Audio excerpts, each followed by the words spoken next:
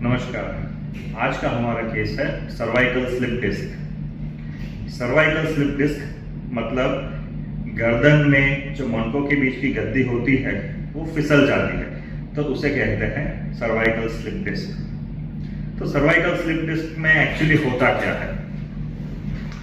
अपने गर्दन में 7 मणके होते हैं और मणकों के बीच में जो सपोर्ट होता है उसे गद्दी बोलते हैं। वो गद्दी के बाजू में से कई सारी नस जाती है जो हाथ में जाती है। कुल मिला के 8 नस जाती है हाथ में।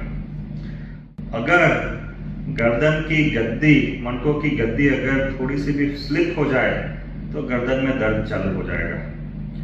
अगर वो कुछ ज्यादा ही फिसल जाए तो बाजू में से जो नस जाती है हाथ में वो दब जाएगी और हाथ में दर्द चालू हो जाएगा।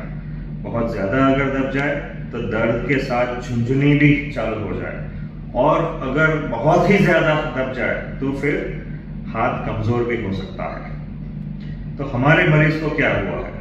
हमारे मरीज को जो 7 मणके होते हैं उसमें से 5वां और 6ठा नंबर का जो मणका है वो दोनों के बीच की गद्दी फिसल गई है, फिसल के नस के ऊपर दबाव दे रही है। तो शुरुआत में हमारे मरीज को पहले गर्दन में दर्द हुआ था, फिर धीमे धीमे हाथ में दर्द आया, फिर झुंझुनी आई और फिर हाथ कमजोर होने लगा।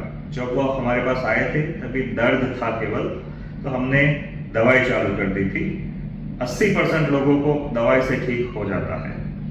20% लोगों को जिनको दवाई से कंट्रोल नहीं होता है, जिनका हाथ कमजोर हो जाता है, जैसे कि हमारे मरीज का बहुत ज्यादा सुनापन जैसा हाथ में लगता है, झुंझुनाहट लगता है, उन्हें ऑपरेशन की आवश्यकता है। तो ये पेशेंट को हमने दवाई काम नहीं कर रही थी, इसीलिए ऑपरेशन की सलाह दी और ऑपरेशन किया। ऑपरेशन में दूरबीन के माध्यम से आगे से जाके जो गद्दी बाहर निकल गई थी उसे निकाल दिया है, नस को फ्री कर दिया है और खाली जगह पे जहां से गद्दी निकली है वो खाली जगह पे दूसरा इम्प्लांट डाल दिया है ताकि दोनों मणके स्टेबल रहे।